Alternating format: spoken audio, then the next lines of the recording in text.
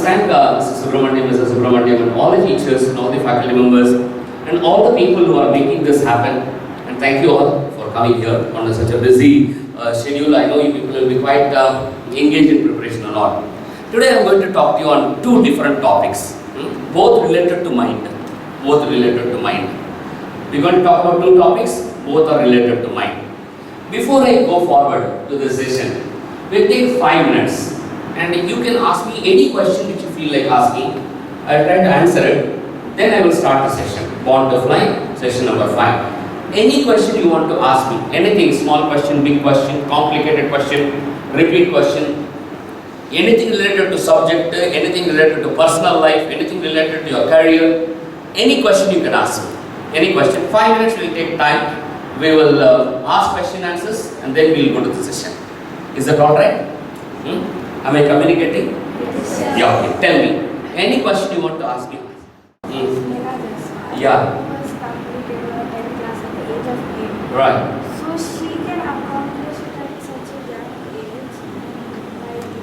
Correct. It's a good question.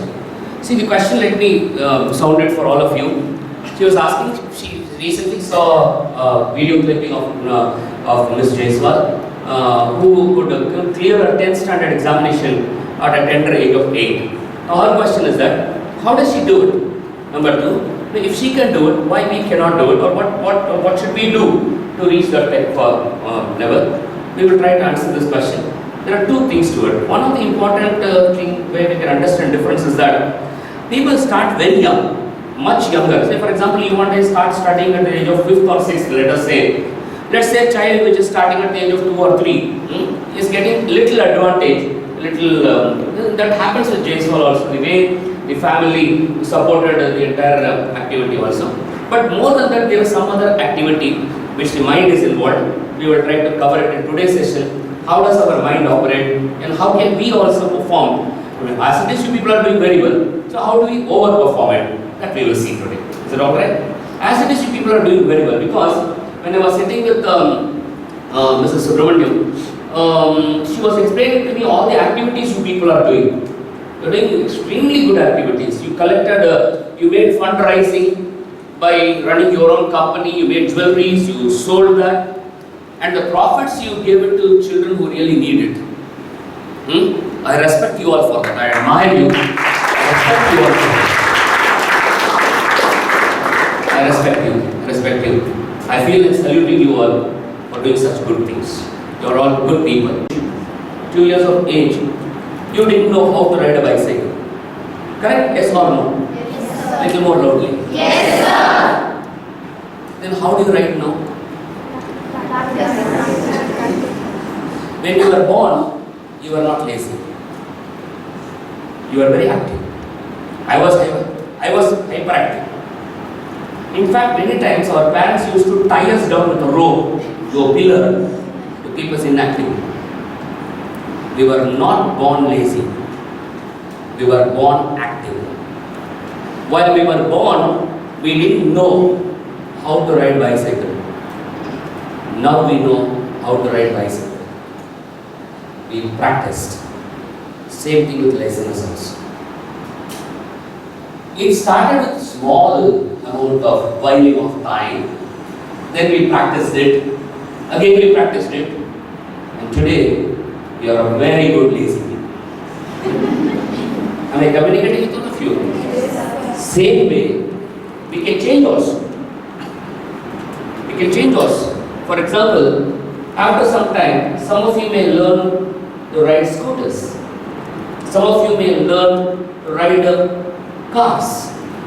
That means from bicycle, now you practice this and you become good at it. Same way, because we kept on practicing laziness, let's say we became good at it, now we can start practicing becoming busy at a particular, maybe studies or sports, and then we can become good at that also. Mind you, laziness, indiscipline, they are all not diseases. I repeat again, laziness, indiscipline, they are all not diseases. They are just habits. I repeat again, laziness, indiscipline, all these things are not disease. The jabuka, it's not a disease which has attacked us and we don't know how to treat it. They are just habits. That is very good, meaning we can change habits, we can create habits. If it's disease, no, we have to only pray God, somehow, up to exam, at least make me more hardworking. No, it's a habit. It's just a habit, and you and I can master that habit. Can master that habit. It is good to be somewhat lazy also, but there is a limit to it. The moment we cross the limit, then the trouble starts. For example, it is good to eat sweets, but there is a limit to it. And as long as we are within the limit, good. The moment we cross the limit, then all the trouble starts. So we can practice it also. By practicing, you can get back. In fact, let me repeat again. This is not a disease. It is just like you wake up and you, even without knowing also, you brush your teeth. Sometimes, it just becomes a routine for us. We don't even think about it. Sometimes, after some time, we really would think, did I brush my teeth? I thought today. Yes, I remembered it. So it has become such a part of our nature. Watching televisions, messaging each other. They are all habits. They are not diseases. They are habits. And we can correct the habit. Because we acquired this habit, we can acquire another habit also. Is it alright? And we will see some aspects today. How do we overcome this? It is it so, you may ask me, sir, is it so easy? I may not say it is easy, but I can say it is simple. It's simple. That means it's not a complicated process. It is not like, ax plus y whole cube. It's not complicated. It's not so complicated. It could be like x squared. X into x is equal to x. So it's a simple formula. It will need a hard work, but then it's simple. It's not complicated. It is within our understanding. We don't have to grow to age 25 or 30 to understand that concept. At our age, we will to understand that concept. That way it's simple. But we have to put little extra efforts to overcome this. We will see that how to do. First of all, let us admit this. It is natural to get diverted. And everybody gets diverted. The degree differs. Some people get diverted after 15 minutes. Some people after 3 hours. Some people in 5 minutes. The degree is different. But at some point of time, people do get diverted. Now, there are 2 ways to. First of all, let us find out why do we get diverted. Let's get into the psychology part of it and then do it. It's a very complicated process. There is an easy method to it. Okay, I accept I am getting diverted. I accept it. Now let me get back to track. That's a simpler method. I repeat again. Suppose I study, let's say I am trying to solve a mathematical problem. I did the 3-4 lines and in 5-10 minutes I get diverted towards maybe a television or a movie or a phone call to a friend or even writing some poems and all. If I start asking why am I getting diverted, what is the psychology behind these things, we may find an answer also. But there's an easy way. Now I say, okay, I am getting diverted. Now I must jump back to track. I must get back to that job and finish it. The more number of times you get back to track, you will develop a habit of getting back to track instead of going away from the track. Once it becomes a habit, you don't have to think about it. It happens naturally to you. Some of the boys sitting here, can you tell me, when you wear your shirt, you put your left hand first or right hand first?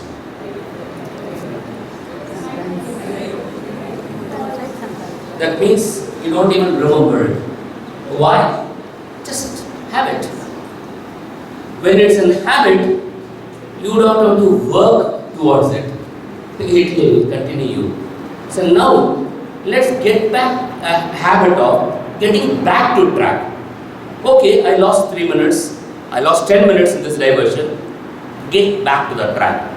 And many times as you start getting back to track, you will find that you have developed a habit of getting back to track and the diversion aspect will start coming down.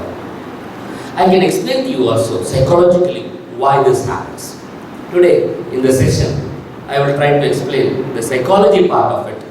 why this happens and how do we get back to the practice. Alright? For example, this chair is a thing. It has no value. The pen with which you are writing is a thing, but it has no value. It has got no value. The notebook in your hand is a thing. It has no value. This mic in my hand is a thing. It has got no value. That is what is said there. Things by themselves, by itself, they do not have any value. Then where do they get value from? From where do they get value from? From people. From the way we are using them. For example, a cricket bat in my hand and a cricket bat in the hand of Virat Kohli. Same bat. But the bat when he is holding is much more valuable for our country than the bat which I am holding. That means the bat is by itself a thing. It has got no value at all. But because somebody is handling it the way it should be handled, it gets value. It gets value. Things by themselves do not have any value. We add value to it. But most important is the statement following that. The same is true about. Let's all read together. The same is true about money, time, and knowledge. Oh my God, this I don't understand. I could understand a bat in my hand and a bat in Virat Kohli's hand are different. They have different value. Same bat, same bat. Suppose I meet him in a pavilion and I tell him, please can I touch your bat? Let's say he gives the bat to me and I hold it for a minute. So the value of that bat by holding it 1 minute doesn't add at all. But if he does it, what a value. That I could understand. But how can 5,000 rupees in my hand and 5,000 rupees in somebody else's hand, how can it have different value? This I cannot understand. How is it possible? I can understand, let's say for example, a chess coin in the hand of Vishwanathan Anand and in my hand could be a different value. I can understand that. But ma'am, tell me, how is 5,000 rupees in your hand different from 5,000 rupees in my hand? That was written there. Tell me friends, I want to know. Is it correct? Can it be different value? Yes ma'am. How we use them. How we use them. How do you use that money? Or what do you spend that money? Do you invest it? Do you spend it? Or you buy things which are going to be harmful to you?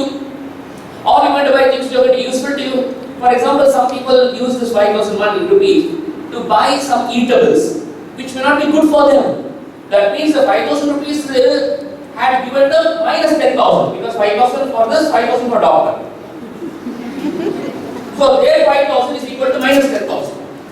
Whereas, let's say for example, I want a very good book written by Dr. APJ Abdul Kalam, for example, out of this 5,000 rupees. For me, this 5,000 rupees become 25,000. Well done, isn't it? A big round of applause to her, right? Two persons are there. If one person uses it to read books or So one person is using that 2 minutes to, or 2 hours let's say to read books and all. and second person is using to sleep. Second person is using this 2 hours to sleep. Good. Second person doesn't get anything. Any value out of the 2 hours. Very But good. this guy gets Lot of value. Excellent example. I think we should give a big round of applause to this. One person sleeping. Okay, now I understand. All of you are correct. Even money is different, even time. But I can't understand knowledge. See, you have a knowledge. Let's say I also have the same knowledge. How can our knowledge be of different value? Yes, ma'am. Yeah. the knowledge which we have, we should use it in a proper way. Very good. So the knowledge which you have, if you're going to use it in a proper way, you are going to add value, right? If I use this knowledge for wrong things, then probably I am using damage. Very good. I think we should give a big round of applause to her. I'll give you a short If you look at Ramayana, I think all of you should be knowing Ramayana, right? Yes. Otherwise, at least Ramanand Sagar you will be knowing. He is the person who brought Ramayana on television. Before that, very few people could understand Ramayana because it was in a book form. But when he brought it on television, then a lot of interest generated. Rama and Ravana both are equally knowledgeable. Both are Vedic scholars. Both of them have got powers by which they can create something. For example, this astra, that astra, telling this mantra, he can become that, telling that mantra, he can become this. Meaning, I do agree, these are all stories which have been written so many years before. But assuming that a part of the story, I take it for myself, the knowledge in the hands of Rama and the knowledge in the hands of Ravana both academically the same, but the different things they did for them. Therefore, because all of you agree on this, the next statement follows. In this world, we are the multiplying factors and we are the dividing factors. All of us together read it, please.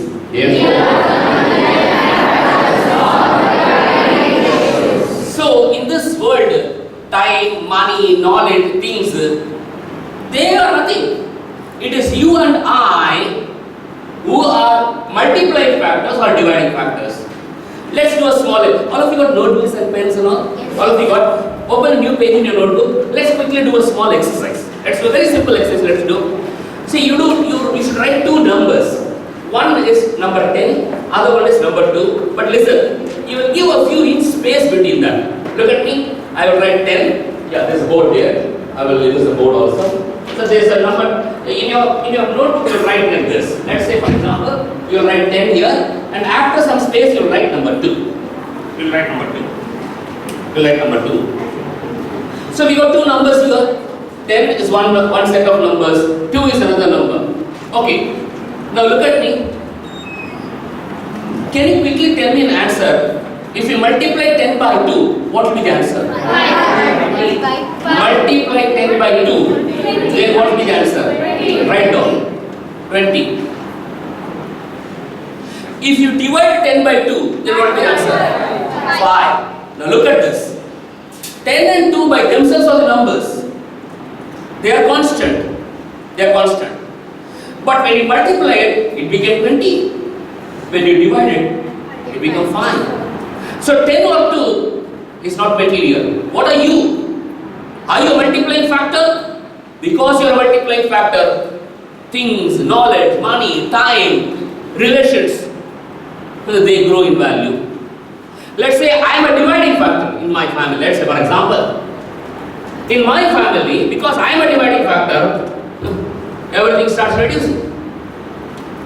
Things by itself don't have any value. Your teachers, your curriculum, your academics, your school, the society, the government, the India, everything is a thing, vastu. By themselves, they don't have any value. But we can become multiplying factor. We can become dividing factors. Therefore, we decide, are we dividing ratios or are we multiplying factors? To understand this, how do we become multiplying factor or how do we become a dividing ratio? We must understand how our mind works. Mind. What do you call mind in Telugu? Method is brain. Manas. In Hindi call it man. Let's look at this mind. Mind. Mr. Gopinath, why should we know about mind? Why we, you, I, all of us should know about this mind? Because of this reason. The reason is before you. Read out what is written there. Oh my God. That means the body is nothing, it's just a tool, no? Yes. Our body is just a tool. The mind is using the tool to achieve what it wants.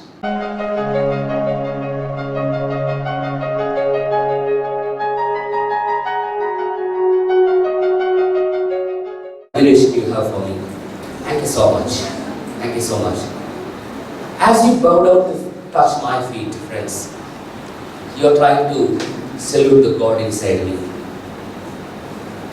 And I reciprocate back by bowing down before you because I salute the God in you. Each one of us are divinely in our own ways.